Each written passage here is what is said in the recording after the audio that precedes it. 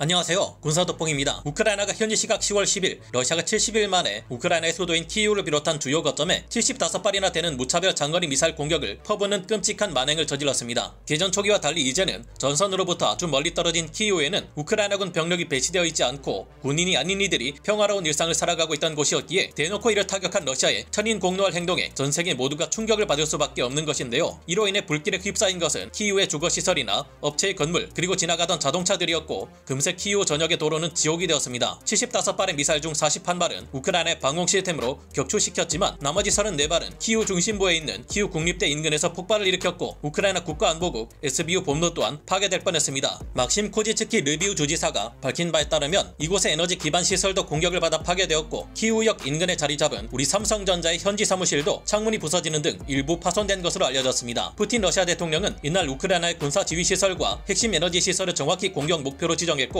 당연히 젤렌스키 우크라이나 대통령은 이에 극도로 분노했습니다. 하지만 이 같은 공습은 러시아의 광기 어린 야욕의 극히 일부분일 뿐입니다. 지난 현지 시각 10월 3일 영국의 일간지인 더 타임즈 등의 해외 언론에서는 최근 러시아가 우크라이나 전쟁에서의 패색이 짙어진 전황을 뒤집고 서방 세계를 압박하기 위해 핵무기 사용을 준비하고 있다고 보도했는데요. 로이터 등의 외신 보도에서 전하는 바에 따르면 최근 나토에서는 회원국과 동맹국에 러시아가 지구 종말의 무기라 불리는 핵추진 핵 수중 드론인 포세이돈을 처음으로 시험하기 위해 북극해로 K329 벨고로드 잠수함을 보냈다고 전했습니다. 러시아는 지난 9월 30일 우크라이나 자포리자주, 헤르손주, 루안스크주, 도네츠크주 4개를 러시아 연방 영토로 합병하는 행위를 강행했고 모든 수단을 동원해 러시아 연방의 영토를 지키겠다는 발언을 했는데 이를 위한 수단은 역시나 핵무기일 것으로 짐작되고 있습니다. 푸틴 대통령은 TV 연설을 통해 핵무기로 우리를 위협하려는 자들은 풍향계가 방향을 바꿔 자신을 향할 수도 있다는 점을 알아야 한다고 경고한 바 있어 러시아가 핵무기를 사용한다면 이제 더 이상 이 전쟁은 우크라이나와 러시아의 전쟁이 아니라 전 세계 국가가 참여하는 3차 세계대전이자 인류의 멸망을 불러올 핵전쟁으로 번질 수 있다는 우려를 확산시키고 있는데요. 미국 과학자 연맹에 따르면 러시아는 5,977개의 핵탄두를 보유하고 있어 아무리 러시아가 현재 패색이 짙다 해도 가볍게 볼 수 없습니다. 그러나 이 같은 러시아의 핵 위협과 미사일 공습에 우크라이나는 절대 침묵하거나 머리를 조아리지 않았는데요. 최근 우크라이나는 러시아의 수도 모스크바로부터 고작 250km 떨어져 있는 전략 공군기지에서 이제 막 출격하려는 투폴레프 22 M3 백파이어 전략 폭격기 2대를 정확히 파괴했는데요. 게다가 불과 이틀 후에 러시아 수도 모스크바에서는 그동안 사우론의 눈이라는 무시무시한 별칭으로 불려왔던 러시아의 선전용 방송탑마저 파괴되어 버렸습니다. 즉 우크라이나가 러시아에 핵무기를 사용할 경우 러시아의 수도 모스크바도 초토화될 수 있으며 푸틴 러시아 대통령의 목숨마저도 위협받을 수 있다는 것을 확실히 표명한 것인데요. 이에 대해 좀 더 자세히 알아보고 이 같은 방법으로 우크라이나가 자국을 러시아의 핵 보복으로부터 지켜낼 수 있을지 알아보겠습니다. 전문가는 아니지만 해당 분야의 정보를 조사 정리했습니다. 본의 아니게 틀린 부분이 있을 수 있다는 점 양해해 주시면 감사하겠습니다. 여러 오신트 정보통들의 보도에 따르면 현지 시각 10월 7일 오후 우크라이나군은 모스크바 남서쪽 약 250km 떨어져 있는 러시아 칼루가주의 차이코프카 공군기지를 습격했다고 합니다. 이 정보가 확실하다는 것은 현지 시각 10월 7일 저녁 차이코프카 공군기지가 위치해 있는 칼루가주의 블라디슬라프 샤프샤 주지사가 우크라이나군의 공습이 사실이라는 것을 발표하면서 알려졌는데요. 10월 7일 러시아 측 오신트 정보통들이 전한 바에 따르면 해당 기지에서 2대의 투폴레프 22 M3 백파이어 폭격기 2대가 출격하기 위해 택싱웨이에서 활주로로 이동하던 중 무언가가 갑자기 날아와 폭격기들을 파괴했다고 합니다. 이들을 강타한 것은 우크라이나 영토 내 체르니히우 지역에서 출격해 약 300km가 넘는 거리를 날아온 무인 공격기였다고 하는데요. 우크라이나 측 오신트 보도들에 따르면 이 무인 공격기는 순항미사일처럼 사용될 수 있도록 개조된 투폴레프 141 장거리 무인 정찰기였던 것으로 파악되고 있습니다. 원래 장거리 무인 정찰기인 투폴레프 141은 1000km에 달하는 먼 거리까지 최대 마하 0.9의 속도로 날아가 타격할 수 있기 때문인데요. 이 무인기의 연료가 아닌 탄두를 탑재할 경우 얼마든지 순항미사일처럼 직접 날아가 부딪혀 폭발하는 무인 공격기로 사용하는 것이 가능합니다. 우크라이나군은 이처럼 러시아 공군이 언제 뭘 하고 있는지 다 알고 있으며 출격 중인 폭격기 2대를 정확히 타격함으로써 언제든지 러시아 공군의 폭격 시도를 무력화할 수 있다는 것을 과시했다고도 볼 수 있는데요. 하지만 이번 공격의 진짜 메시지는 만약 러시아군이 핵무기로 우크라이나를 공격할 경우 우크라이나 또한 러시아의 수도인 모스크바를 파괴하고 푸틴의 목숨을 노릴 수 있다는 것을 경고한 것으로 풀이되고 있습니다. 현재로서 핵무기를 막을 수 있는 가장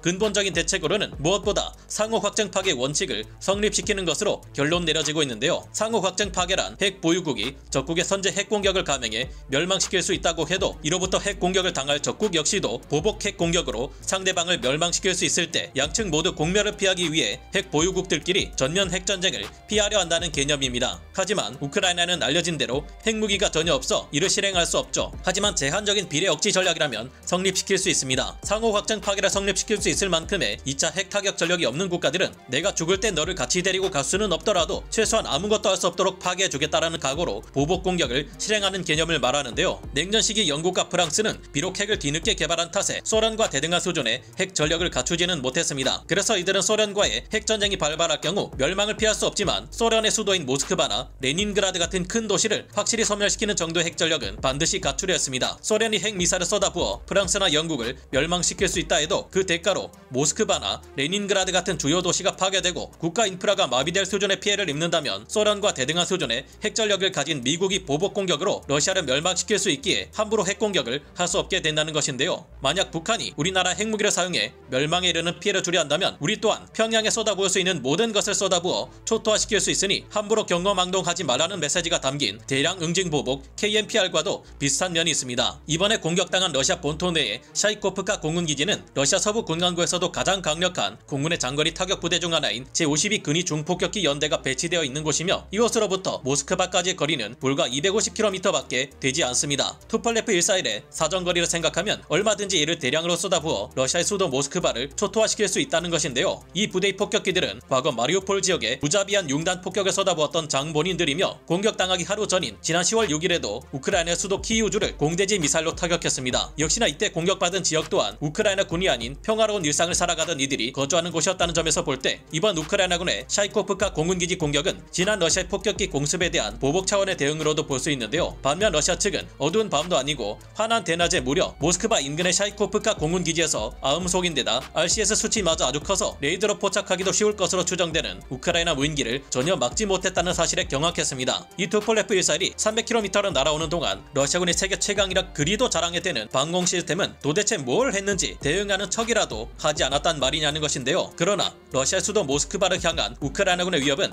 여기서 멈추지 않았습니다. 현지 시각 10월 8일 아침에는 이전에 알려드린 것처럼 러시아 본토로부터 크림반도로 이어지는 케르치 대교가 파괴되었으며 9일 저녁에는 사우론의 눈이라는 악명을 가지고 있던 모스크바의 러시아 방송탑이 정체를 알 수 없는 공격을 받고 폭파되어버리는 일까지 벌어졌습니다. 러시아 핵무기 위협에 이처럼 강경 대응하는 우크라이나군의 대응이 지금 당장은 위험천만해 보일지 몰라도 결국 훗날에는 이 같은 대응이 신의 한 수였다는 평가가 내려질 것이라 생각해봅니다. 만약 우크라이나가 러시아 핵무기 위협에 굴복해 무릎을 꿇는다면 끝을 모르는 러시아 야욕에 의해 결국 모든 것을 잃게 될 테니까요. 약한 모습을 보이는 국가는 더 짓밟으려 하고 강경하게 나오는 국가에게는 큰 소리만 칠 뿐 실질적으로는 할 수 있는 것이 없다는 점은 러시아뿐만 아니라 중국, 북한 또한 마찬가지인 상황인 만큼 우리 또한 이를 절대 간과해서는 안 될 듯한데요. 역시나 최근 우크라이나군의 강경 대응 때문에 연달아 전략시설물이 파괴당한 러시아군은 최근 핵무기를 사용하기 위한 NSC 회의를 본격적으로 열기로 했지만 미국의 한 군사 전문가가 밝힌 소견에 따르면 러시아는 핵 보복 공격 능력마저 갖추지 못하고 있다는 지적이 등장해 화제가 되고 있습니다. 반면